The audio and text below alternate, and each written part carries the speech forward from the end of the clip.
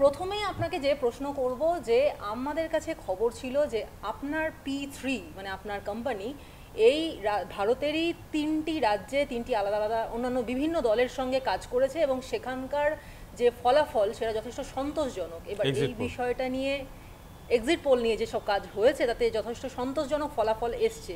এবার এই বিষয়টার ডিটেলস যদি একটু বলেন। আমরা 3টে স্টেটে মেজরলি কাজ করেছিলাম। বাংলা একটা স্টেট ছিল, ওড়িশা, বিহার কাজ করেছি এবং তাতে এক্সিট পোল বলছে যে ভালো ফলাফল এক্সপেক্ট করা যেতে পারে সেই সিটগুলো থেকে। যদিও ব্যক্তিগতভাবে বিজ্ঞানের ছাত্র হিসাবে এক্সিট পোলের প্রচুর লুপহোল আছে, যেই জন্য আমি এক্সিট পোলের অন্ধবিশ্বাসী নই। তবুও একটা আনন্দের ইঙ্গিত বলতে পারেন কোম্পানির জন্য, আমার জন্য, আমাদের হয়ে যারা শতাধিক মানুষজন কাজ করেছেন গত এত দিন ধরে, সেই সবকটা মানুষের জন্য এবং সেই সব পলিটিশিয়ানদের জন্য যারা অ্যাক্রস পলিটিক্যাল পার্টি আমাদের উপরে বিশ্বাস রেখেছেন। শুধু একটা দলের হয়তো না, বিভিন্ন দলের মধ্যে ইনভলভ ছিলেন, একটা স্টেটে একটা দল ছিল। তারা যে বিশ্বাসটা রেখেছেন আমার এবং আমার সঙ্গী সাথী, আমার পার্টনার্সদের উপরে, আমার কোম্পানির এন্টায়ার স্ট্র্যাটেজিক স্ট্রাকচারের উপরে, তাদেরকে আমি কৃতজ্ঞতা জানাই। বাকি কথা তো কালকেই বোঝা যাবে কতটা কি কাজ করতে পারলাম।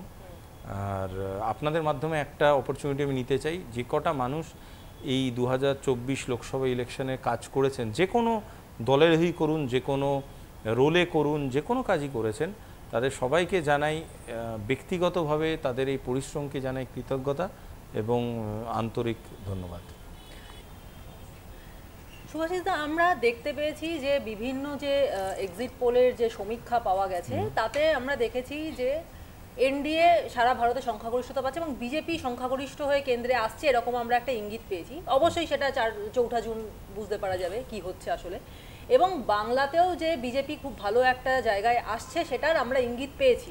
অনেকে বলছেন যে 30টা আসনও হয়তো বিজেপি পেতে পারে, কিন্তু সেখানে দাঁড়িয়ে আপনার কি মত, মানে কাকে এগিয়ে রাখবেন, বিজেপি বা তৃণমূল, কাকে এগিয়ে রাখবেন? এবং এর মধ্যে আমি বাম কংগ্রেস জোটকে আনতে চাইছি না, তবুও আপনাকে জিজ্ঞাসা করছি যে এনারাও যদি আসেন তাহলে এই 3টে মানে একটা জোট এবং 2টো আলাদা আলাদা দল, এর মধ্যে কাকে এগিয়ে রাখবেন? দেখুন, প্রথম কথা হচ্ছে মানে উই এজ এ স্ট্র্যাটেজিস্ট আমাদের সবাইকে ইকুয়াল গুরুত্ব দিয়ে ভাবতে হবে। কটাকে সিট পেলো তাই নিয়ে আমাদের গুরুত্ব না, গুরুত্বটা হচ্ছে অ্যাজ এ টেরিটরি বাংলা কি পারফর্ম করতে পারে, প্রথম কথা। দ্বিতীয় কথা হচ্ছে সমীক্ষায় কী কী রেজাল্ট আসছে। হ্যাঁ, বাংলার ক্ষেত্রে আগে বলি।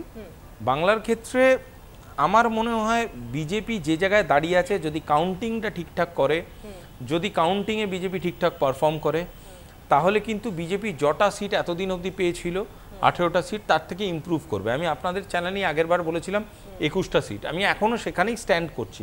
20-21টা সিট বিজেপি পাবেই। এবং এর সাথে আমি 2-1টা কথা অ্যাড করছি, যে এই যে অনেকে 30টা সিটের কথা বলছেন, প্র্যাকটিক্যালি আমি এইটাকে বিশ্বাস করি না। হতেই পারে আমি ডিসএগ্রি করছি, কিন্তু আমি এটাও অ্যাড করে দিচ্ছি, বহু এমন সিট থাকবে যেগুলো খুব কম মার্জিনে কন্টেস্ট হওয়ার সম্ভাবনা আছে। সেই সিটগুলোর ইনক্লিনেশন কোন দিকে হবে এটা ডিফাইন করবে হচ্ছে সেখানকার সাইলেন্ট ভোটাররা কোন দিকে ভোট মেরেছে। যদি সেটা ধরুন তৃণমূলের পক্ষে যায় তাহলে তৃণমূল অ্যাডভান্টেজে যাবে, যদি সেটা বিজেপির পক্ষে যায় তাহলে বিজেপি অ্যাডভান্টেজ পাবে। আরেকটা কথা আমি বলছি, তৃণমূল বা বিজেপি বা বাংলার রসায়নে একটা অদ্ভুত মজা আছে। মজাটা হলো এটাই যে এখানে যে নাম্বারগুলো নিয়ে আমরা কথা বলছি না, কোনো নাম্বারই কাউকে অ্যাব্রাপ্ট ফলের কথা আমি বলিনি। মানে ধরুন বিজেপিকে আমি একবারও বলছি না 5টা কি 6টা সিট পাবে, কোনোদিনই বলছি না। বা তৃণমূলের একটা অ্যাব্রাপ্ট ফল 5টা কি 6টা সিট পাবে, পসিবল না। সুতরাং গোটা স্ট্রাকচারটা যেখানেই দাঁড়িয়ে থাকুক না কেন, বিজেপি আর তৃণমূল ইভেন স্টিভেন একটা পজিশনে থাকবে। এই 18টা পেলে ও 20টা পাবে, ও 20টা পেলে 22টা পাবে। কারণ যে থার্ড অ্যালাইনমেন্টটার কথা আমি বলছি সেটা হলো বাম কংগ্রেস জোট। এই বাম কংগ্রেস জোট কিন্তু দাঁত ফোটাবে। দাঁত ফোটাবে মানে কংগ্রেস অন্তত আমি এক্সপেক্ট করছি 1 বা 1+ সিট নিজে একা পাবে এবং বাম কংগ্রেস জোট 3টে সিট পাওয়ার প্রবণতা আছে। যদি ধরুন বাম কংগ্রেস সিট না পায়, যদি না পায়, তর্কের খাতিরে বললাম, তাহলে কিন্তু ইভেন স্টিভেন এদের মধ্যে খেলা হবে। তাতে একটা পার্টি অনেকটাই বেরিয়ে যেতে পারে। তার মানে আমি বলবো একদম ইউনিফর্ম ভোট শিফট হয়ে গেছে, বেরিয়ে যেতে পারে। কিন্তু যদি সেটা না হয়, বাম কংগ্রেস জোট ধরুন তর্কের খাতিরে 3টে সিট পেয়ে গেল, তাহলে কিন্তু বিজেপি একটা যদি সিট হলেও ইমপ্রুভ করে, তাহলে কিন্তু তৃণমূল নাম্বার 2 হিসেবে চলে আসছে।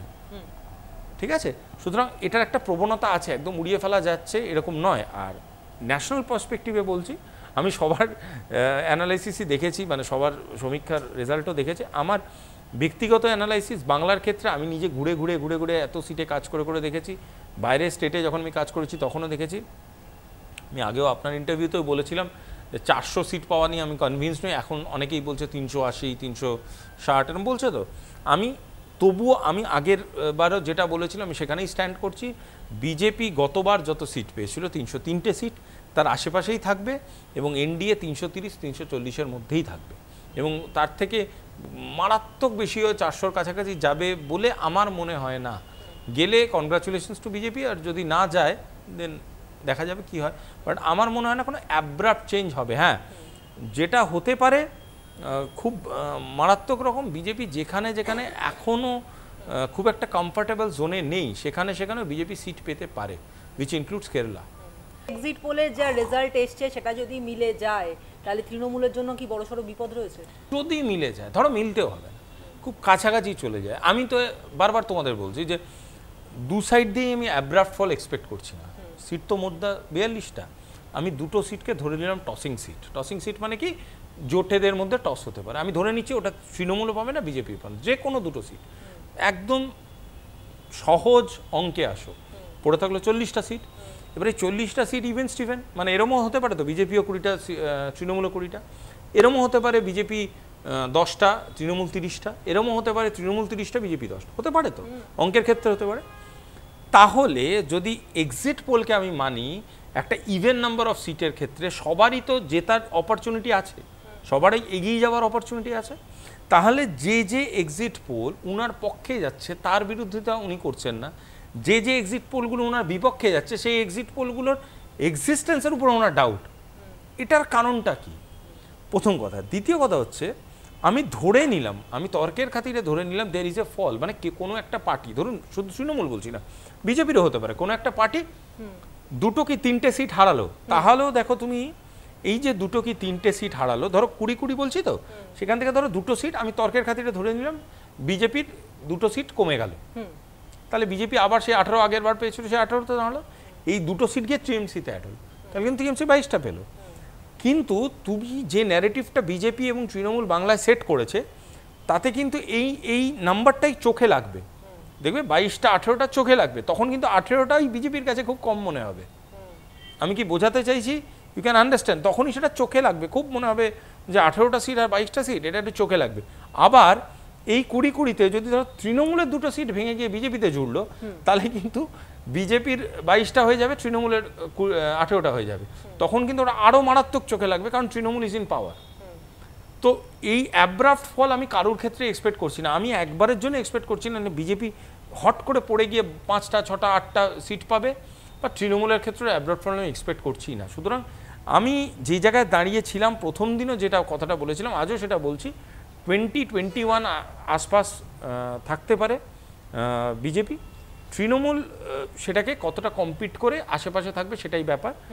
এবং আরেকটা কথা, অ্যাব্রাপ্ট ফল যেমন আমি এক্সপেক্ট করছি না, অ্যাব্রাপ্ট গেনও আমি এক্সপেক্ট করছি না। আমি 30+ যে অঙ্কটা অনেকেই বোঝাতে চেষ্টা করছে, আমার সেটা আমি কনভিন্স না।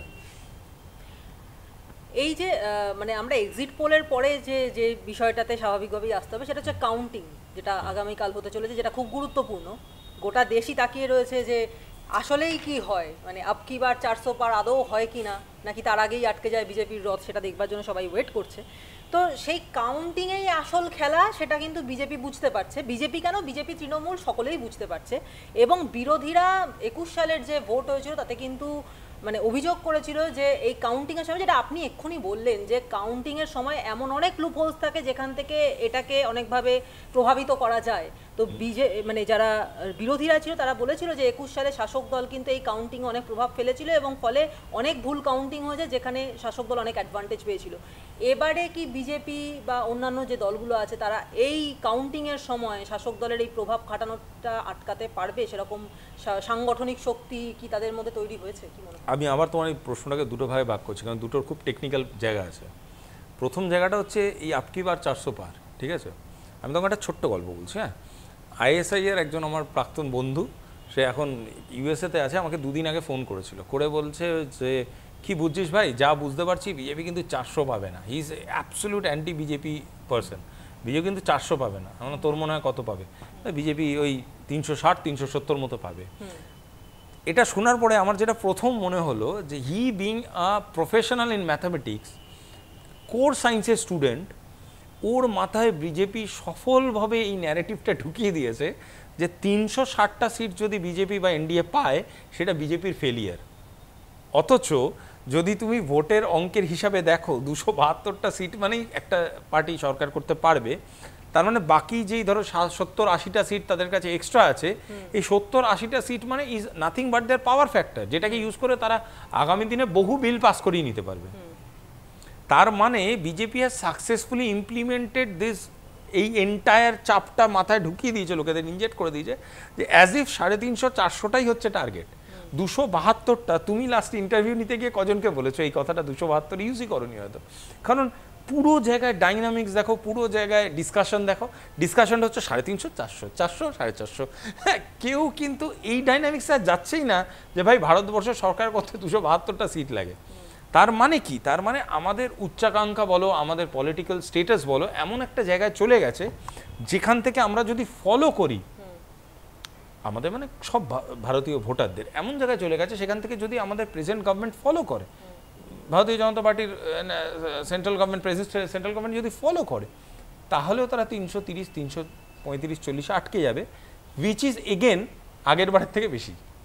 তার মানে কীরকমভাবে ন্যারেটিভটা মানুষের মধ্যে ইমপ্লিমেন্টেড হয়ে গেছে সেটা বোঝাবার জন্য আমি এই গোটা উত্তরটা দিলাম। এবার আসছি দ্বিতীয় পোর্শনে, দ্বিতীয় উত্তরের পোর্শনটা। ক্যালকুলেশন বা গণনা একটি অত্যন্ত টেকনিক্যাল বিষয়, মারাত্মক রকম প্রশিক্ষণ প্রয়োজনের জন্য। আমি জানি বামপন্থীরা এই প্রশিক্ষণ একসময় দিত তাদের কর্মীদের গণনায় যাওয়ার আগে, তৃণমূলরা বহুবার দিয়েছে এবং দেয়ও। আমার বিশ্বাস এই জোনটায় বিজেপি এর আগে সাফার করেছে। বিশ্বাস মানে আমার বিভিন্ন তথ্য থেকে এটা আমি কনক্লুড করছি। সেটা যদি তাদের ঘরপোড়া গরু হিসেবে তাদের মাথায় এটা থাকে যে আমরা আগামী দিনে এটাকে রিকভার করব, তারাও নিশ্চয়ই এর ক্ষেত্রে কোনো একটা রাজ্যব্যাপী ট্রেনিং তো দিচ্ছে নিশ্চয়ই। এই গণনা ট্রেনিংটা হওয়াটা খুব ইম্পর্টেন্ট সব পলিটিক্যাল পার্টির কাছে, কারণ গণনাকেও যে একটা ইনস্ট্রুমেন্ট হিসাবে ইউজ করা যেতে পারে, এটা ইদানিংকালের ভোটে বহু পার্টি এটা বহু রকমভাবে প্রমাণ করেছে, শুধু বাংলা বলে না, বহু পার্টি প্রমাণ করেছে। তো আমি অ্যাজ এ স্ট্র্যাটেজি সবসময় চাইব যেই দলগুলো চ্যালেঞ্জিং পজিশনে আছে তারা সেই চ্যালেঞ্জিং পজিশনটাকে কাউন্টার করার জন্য তাদের সবসময়ই উচিত গণনার ট্রেনিং তাদের কর্মীদের দেওয়া এবং অতি প্রশিক্ষিত এবং অতি অভিজ্ঞ লোককে গণনার টেবিলে বসানো, আপনি যে পার্টি করুন না কেন। কারণ সেই জায়গায় যদি আপনি ঠিক পারফর্ম করতে পারেন তবেই আপনার গোটা পারফরমেন্সটা কিন্তু ভ্যালিড। আদারওয়াইজ আপনি যতই পারফর্ম করুন অথচ তার রেজাল্টটা উল্টো আসুক, তাহলে কিন্তু আপনার পারফরমেন্সটা স্বীকৃতি পায় না। হ্যাঁ, রাজ্যে এই যে বিজেপি, কংগ্রেস, সিপিএম, তৃণমূল, মানে কংগ্রেস মানে বাম কংগ্রেস জোট অবশ্যই, এবং বিজেপি এবং তৃণমূল মেইন পয়েন্ট অফ ফোকাসে এখন। তো এই প্রত্যেকটা দলের সম্ভাব্য জয়ের যে সিটগুলো সেগুলো সম্পর্কে একটু যদি কিছু বলেন। মানে কোন কোন সিটে এই দলগুলোর জেতার চান্স বেশি? জোটের কোথায় চান্স বেশি, তৃণমূলের কোথায় চান্স বেশি এবং বিজেপির কোথায় চান্স বেশি? দেখুন, জোটের মধ্যে আমার যে 3টে সিটের কথা বিভিন্নভাবে আমার মাথায় ঘুরছে, তার মধ্যে সবথেকে বেশি হচ্ছে মুর্শিদাবাদ, যেটা আমার মনে হচ্ছে মোহাম্মদ সেলিম কিন্তু একটা ভীষণ উইনিং ফাইট দেবেন। আমি আবারও বলছি, প্রবাবিলিটি জেতা হারার ইকুয়াল, কিন্তু মারাত্মক একটা উইনিং ফাইট দেবেন মোহাম্মদ সেলিম। যেই সিটটা আমার মনে হচ্ছে মানে জেতার চান্স প্রায় 90% প্লাস জোটের ক্ষেত্রে, সেটা হলো অদিতদার বহরমপুর। যতই যা কমপ্লেন করুক, আমার মনে হচ্ছে অদিতদার বহরমপুর বেরিয়ে যেতে পারে। খুব স্ট্রাইকিং ফাইট হতে পারে বিজেপি, তৃণমূল এবং কংগ্রেসের মধ্যে, যেখানে অবভিয়াসলি কংগ্রেস অ্যাডভান্টেজাস পজিশনে আছে, সেটা হলো মালদা দক্ষিণ। কিন্তু মালদা দক্ষিণে শ্রীরূপা চৌধুরী উনি কিন্তু যদি খুব ভুল না বলে থাকি 8000 ভোটে আগেরবার ছেড়েছিলেন। 2000 বুথে 8000 ভোটে হারা মানে 4টে করে ভোটের ডিফারেন্স ছিল পার বুথে। উনি কিন্তু একদম ঘাড়ে নিঃশ্বাস ফেলবেন, সুতরাং ওই সিটটা কিন্তু খুব ডায়লেমার সিট। আর এই 3টে বাদ দিয়ে বহু জায়গায় আমি এক্সপেক্ট করি সম্ভাবনা আছে বাম কংগ্রেস জোটে দ্বিতীয় স্থানে আসার। এবার এটা আপনি আমাকে বলতে পারেন যে দ্বিতীয় স্থানে আসাটা সুভাষিতা কী করে মানে এতটা আপনি স্ট্র্যাটেজিক্যাল ইম্পর্টেন্স দিচ্ছেন। স্ট্র্যাটেজিক্যাল ইম্পর্টেন্স হচ্ছে আগামীর ভোটের জন্য এটা খুব ইম্পর্ট্যান্ট। 7টা করে যে সিট আছে তার মধ্যে যদি আমি 3টে করে বিধানসভায় নাম্বার 2 পজিশন বা নাম্বার 1 পজিশনে চলে আসতে পারি, আমরা যখন 26কে কন্টেস্ট করতে যাবে সেই পার্টিগুলো, সেই সিটগুলোতে যদি গুরুত্বপূর্ণ জোর দেওয়া যায়, সেই সিটগুলো সম্ভাব্য জেতার সম্ভাবনা যথেষ্ট বেড়ে যায়। সুভাষিতা, খুব প্রিসাইজলি আমি কয়েকটা সিটের কথা বলবো যেগুলোর দিকে ফোকাস করা রয়েছে। সেটা হলো সুবিধা। সেটা হচ্ছে যে মানে একটা হচ্ছে কৃষ্ণনগর, কারণ কৃষ্ণনগরে এবারে দাঁড়িয়েছেন মহুয়া মৈত্র, যাকে নিয়ে কিন্তু যথেষ্ট জলঘোলা হয়েছে।